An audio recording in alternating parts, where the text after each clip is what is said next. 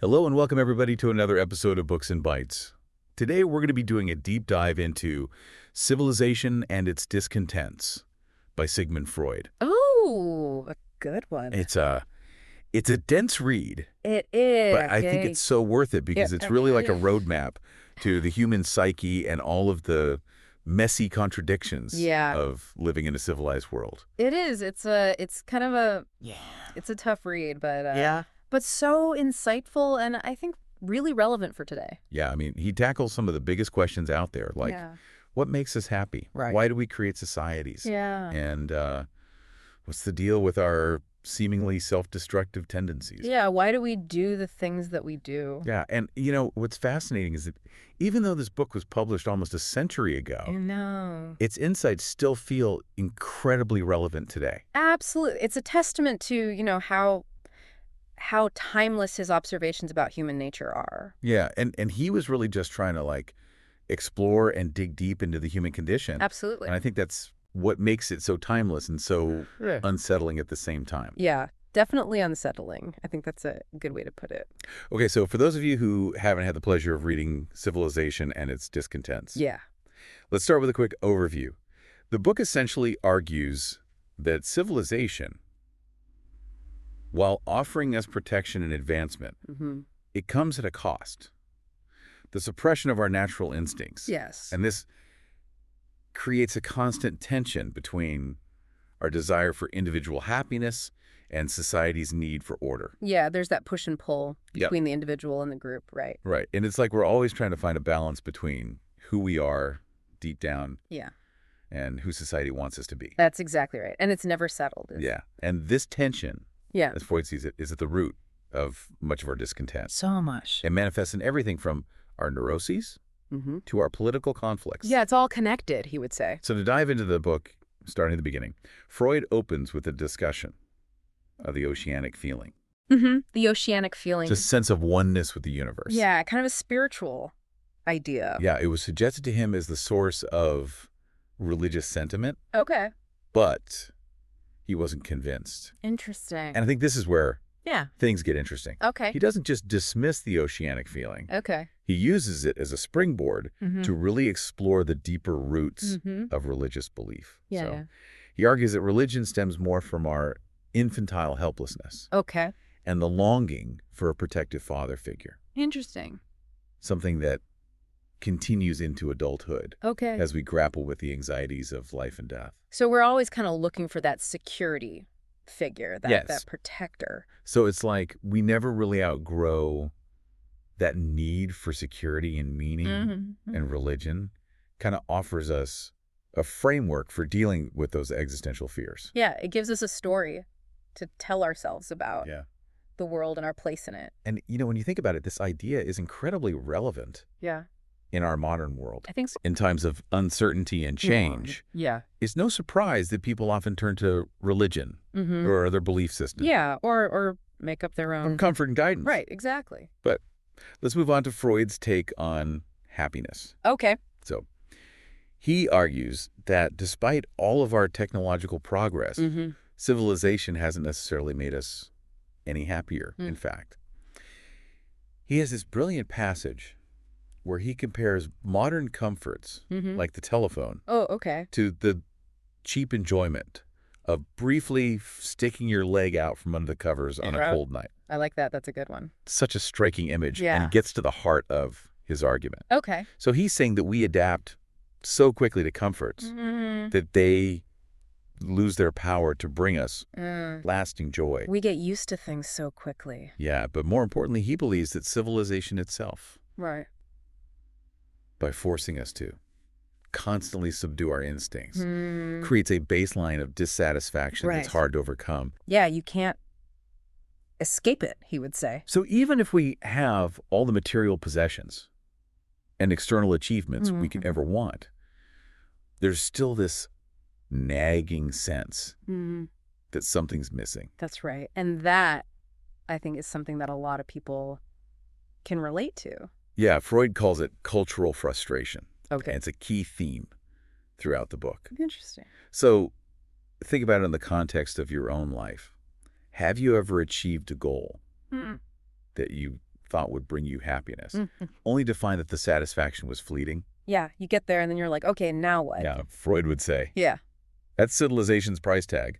Interesting, yeah, I like that. Wow, that hits close to home. Yeah. Like we're on this constant treadmill, striving for things that ultimately can't fulfill us. That's the paradox of modern life. And I think that's what he's trying to unpack here. I mean, he's not saying that we should abandon civilization. Right. But he is urging us to be aware of the trade-offs that we're making. Be more mindful about what we're chasing and why. Okay, so if civilization is inherently frustrating, what's the glue that holds it all together? That's the question, isn't it? What keeps us from all running off to the woods? Well, Freud would say that. Yeah. One of the key binding agents is love. Okay, love. He sees it as a powerful force that drives us to connect with others, to form families, and to create communities. Yeah, so it's a very positive force. Doesn't he also say that love is kind of in conflict with civilization? Yeah, that's where it gets interesting. He does. He makes this really provocative argument that the commandment to love thy neighbor as thyself is actually an unrealistic and even harmful demand from the cultural superego. Why is that? I mean, on the surface, it seems like a good rule to live by. It seems like a good idea. Yeah. Well, Freud points out that we're naturally prone to aggression and self-interest. And so expecting us to love everyone equally is setting us up for failure and guilt. So it's like this impossible ideal that just ends up making us feel bad about ourselves. Feel like we're not good enough because we can't live up to this impossible standard. Exactly. And Freud sees this as just one example of how civilization's attempts to regulate our behavior can backfire. It's trying to impose something artificial on us. It's not that he's against love. Right. But he just thinks we need to be more realistic about its limits. More grounded. In reality. That's a really thought-provoking point. I think so. And it leads us to another one of Freud's big ideas. Okay. The death instinct. Ah, yes, the death instinct. And this is where things get a little dark.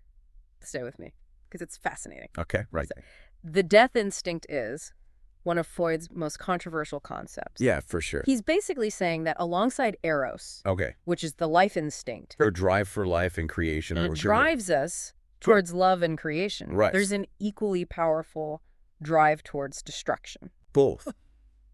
Towards ourselves and others. So like a self-destructive urge and also an urge to destroy others. Okay, so it's not just we have aggressive urges. Right. It's like there's this fundamental force within us that's pulling us towards oblivion. Yeah, it's a bleak view. That's the gist of it. Yeah. Yes. And what's fascinating is how Freud connects this idea to the development of civilization. Okay.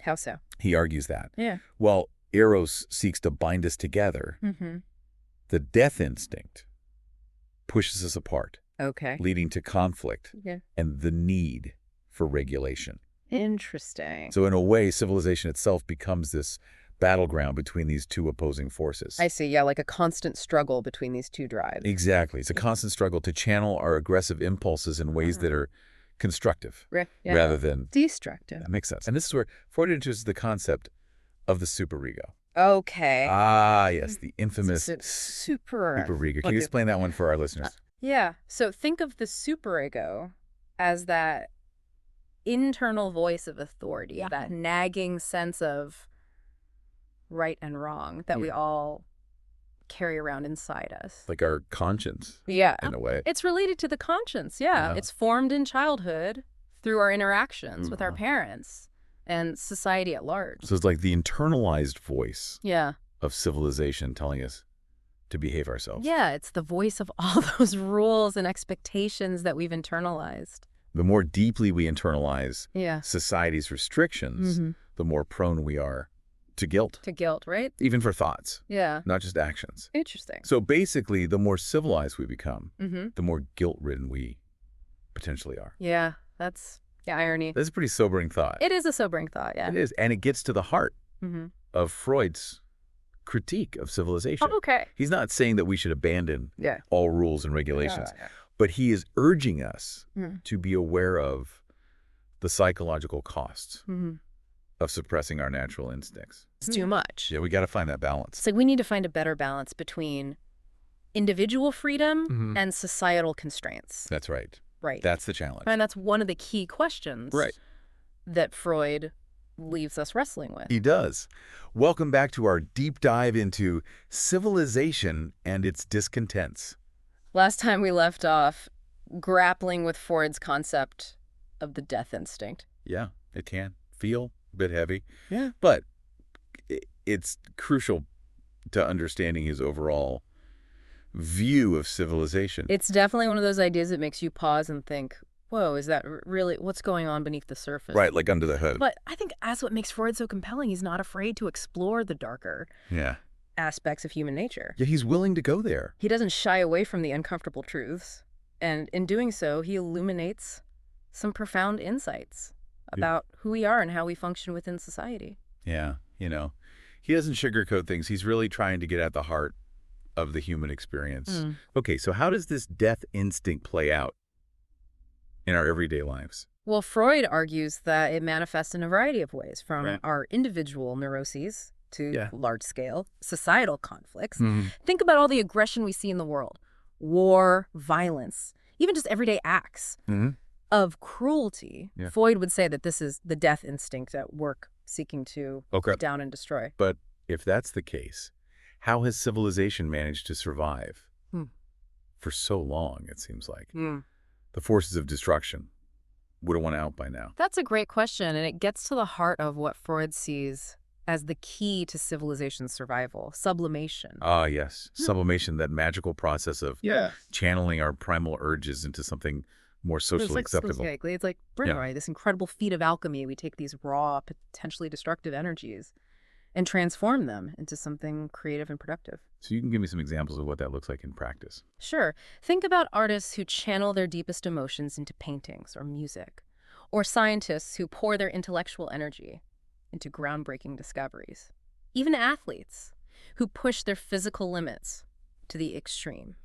They're all engaging in sublimation in one form or another. So basically anything that allows us to express those primal drives in a way that doesn't harm ourselves or others. Exactly. And Freud sees this as the key to achieving a degree of satisfaction and fulfillment within the constraints of civilization. It's like finding that sweet spot where our individual needs and societal expectations align. Okay, but isn't there a risk that we end up suppressing those instincts too much? I mean, how much sublimation is too much? That's a valid concern, and it's something that Freud grapples with in the book. He acknowledges that excessive repression can lead to all sorts of psychological problems. Remember, he was a therapist first and foremost, so he was acutely aware of the dangers of bottling up our emotions. So it's about finding that delicate balance. Right. Allowing for some expression of our instincts without letting them completely run wild. Precisely. It's like walking a tightrope between our primal nature and the demands of civilized society. And this balancing act is made even more complicated by the fact that civilization itself is constantly evolving, right? I mean, the rules and expectations are always shifting. Yeah, the goalposts are always moving. And that's one of the things that makes Freud's work so enduring. I think so. He's not just analyzing the society of his time. He's offering us a framework for understanding the ongoing tension between individual desires and societal pressures, regardless of the historical context. He's giving us a way to think about these timeless dilemmas. Okay, so we've talked about sublimation as a way of managing our more primal instincts. But what about those other aspects of civilization that Freud explores? Things like tech fear, technology, art, and even our relationship with the natural world. Well, Freud sees all of these things as extensions of our attempts to control and master our environment.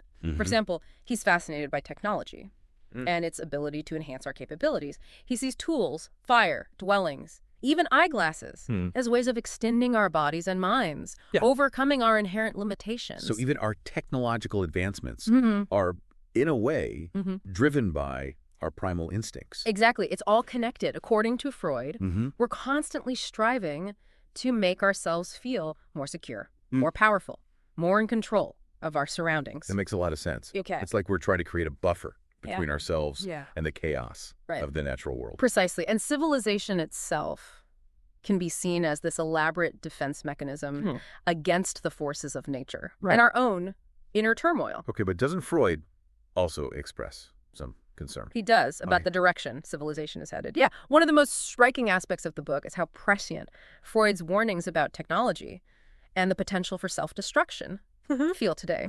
Remember, he was writing this in the aftermath of World War I, so he'd seen firsthand the devastating power of human aggression amplified by technology. It's chilling to think about how relevant those warnings are in our current world. It is, and Freud doesn't offer any easy answers. He simply lays out the dilemma. Can we harness the power of technology for good, or will it ultimately lead to our undoing? It's a question Yeah. that we all need to be grappling with, for sure. It highlights the importance of understanding these deeper psychological forces that Freud is exploring. Because ultimately, the fate of civilization depends on our ability to manage those forces wisely. We have to be aware of what's driving us in order to make conscious choices. Okay, so we've covered a lot of ground in this part. We've talked about sublimation, the role of technology, and Freud's warnings about the potential for self-destruction. But there's still so much more to unpack in Civilization and Its Discontents. There is. It's a rich text with a lot of layers. Welcome back to the final part of our deep dive into Civilization and Its Discontents.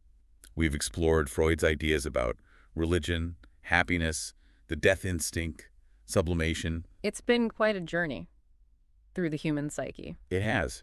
And now we're at the part where Freud brings all these threads together and reflects on the future of civilization itself. Yeah, he tries to bring it all together and offer some kind of perspective on where we're headed. And as you might expect, he doesn't offer any easy answers. He doesn't, no? He leaves us wrestling with some pretty profound questions. Yeah, he's more about raising questions than providing neat and tidy solutions. Exactly. Yeah. But I think that's what makes his work so valuable. I agree. He challenges us to think critically about the world we've created and our place within it. To really examine our assumptions about how things work. So where do we go from here? What are some of the key takeaways that Freud leaves us with? Well, one of the most important takeaways, I think, is the recognition that civilization is a double-edged sword. It offers us protection and advancement, but at the cost of suppressing our instincts. Right. It's like we're constantly trying to find that sweet spot between individual freedom and societal constraints. That's right. And he doesn't have a simple answer. He doesn't say, here's the formula. He just lays out the dilemma. Yeah. And challenges us to find a way to navigate it. So it's up to us to figure out how to create a civilization that both meets our basic needs and allows for some degree of individual fulfillment. Right, we have to find a way to balance those two things, which That's is no easy feat. And I think one of the keys to achieving that balance is recognizing the importance of sublimation. Right, that process of channeling our primal urges into something more creative and productive. So things like art, music, science, even just engaging in meaningful work, these become essential outlets for our instincts. They give us a way to express ourselves without destroying ourselves or others. Exactly. And Freud sees sublimation as a way of reconciling the demands of civilization with our individual needs. It's a way to bridge that gap between our inner world and the outer world. Okay, but what about love? We talk about how Freud sees love as both a binding force in civilization and something that can be in conflict with its demands. Right. So how does he resolve that tension? Well, I think one of the key insights here is that Freud doesn't believe in universal love. He sees it as primarily a force within the family where it's essential for creating a sense of belonging and security. So he's not saying we should abandon the idea of loving our neighbor, but rather that we should be realistic about its limits. Exactly. Love has its limits, just like everything else. And that we shouldn't feel guilty if we can't achieve some idealized notion of universal love. Right. It's not a moral failing if you don't love everybody equally. That's a helpful reminder, I think. Yeah. Especially in a world where we're constantly bombarded with messages about love and connection. Yeah, it's good to remember that love is not a cure-all. Absolutely. It's about finding a balance between our capacity for love and our need for self-preservation. Right. You have to protect yourself as well as connect with others. Okay, so we've talked about sublimation, the limits of love, and the ongoing tension between our instincts and the demands of civilization. But what about Freud's ultimate conclusion?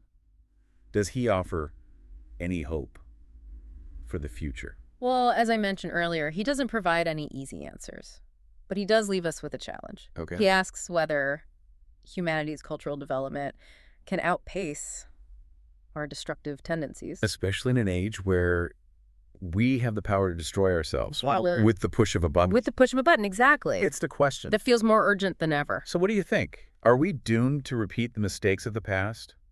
Or can we find a way to create a more just and sustainable future? It's the million-dollar question, isn't it? And honestly, I don't know the answer. But I do think that Freud's work offers us some valuable tools for grappling with these challenges. By understanding the deeper psychological forces at play, we can at least start to make more conscious choices about how we shape our world. That's the first step, right? Awareness. Awareness of these forces Yeah. that are operating both within us and around us. Exactly. And that's ultimately what makes Civilization and Its Discontents such a powerful and enduring work. I agree. It's not a blueprint for a perfect society. Hey, it's not a utopia. It's not a how-to manual. It's a roadmap to understanding the complexities of the human condition. It's a way to make sense of the messiness of human life. Well, that brings us to the end of our deep dive into Civilization and Its Discontents. It's been a fascinating and thought-provoking exploration of one of the most influential books ever written. Absolutely.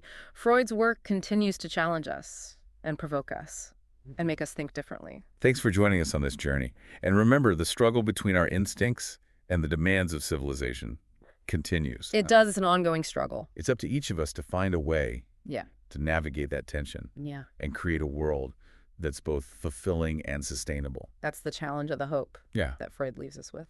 Well said. Until next time on Books and Bytes.